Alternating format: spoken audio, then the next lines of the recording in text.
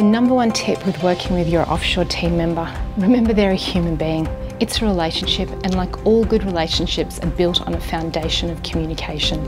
It's a pretty exciting time when all your thoughts and aspirations on how you're going to scale your business have finally come true. You have the additional support and you're free to spend more time on strategic and client-facing activities. Now, the most important tip I can share with you is to remember your offshore team member is a human and not a robot. They have thoughts, feelings and ideas. They have good days and bad days, just like us. And like a team member in your own office, they need your one-on-one time for training. Meet once a day for the first few months, each morning face to face. It only needs to be 10 minutes. Use Zoom or Skype for Business, share your screen and have them record your session. They can go back and review your requests.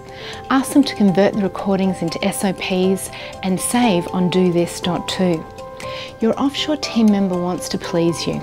Manage expectations, set KPIs for your new team member, let them know what you expect them to achieve. Salary increases are common in the first 6 months working for a Filipino company. Set expectations on what is required for an increase at 6 months and 12 months. Asking for money from a foreigner can sometimes feel like a national sport that they play. Don't take offence, it's a major cultural difference. Western society, it's viewed as rude. In the Philippines, it could be just survival. Set your expectations on day one on your policy on salary reviews, asking for money, cash advances, bonuses or commissions. Your team member is a human and will get sick or want to take a holiday just like you. Give them benefits like your own country receive. Sick leave and annual leave to keep them loyal and engaged. Remember, they do not have superhero powers and can't do everything. You can't expect one person to do graphic design, blog writing, bookkeeping and a few outbound sales calls. Yes, I've been asked for this profile more than once.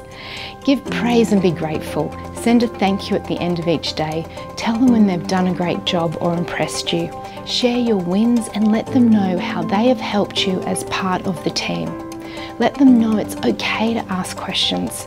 I tell my team, questions don't mean you don't know your job, it means you want to improve it and be better. Be super clear on instructions with lots of details. When they haven't completed a task correctly, before you make any comment or questions, check first how you communicated the task. I can't tell you how many times when I've reread my own instructions, often written in a hurry, they've not been clear and I've assumed too much. You know that old saying about assume? Use closed-loop communication. Ask your offshore team member to please bounce that back to me so I'm confident you understand the instructions. Ask them about their career aspirations, what tasks interest them and what they would like to learn. In the Filipino culture, sharing a meal is really important. If your team member's in a managed operations service, make sure they provide these activities.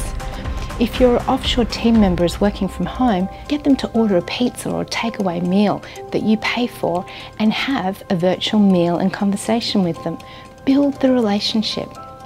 For all my years of recruitment, management, remembering what it's like to work for someone else and being a mum, it's pretty powerful when you tell another human being that you believe in them and encourage them to be the best they can be.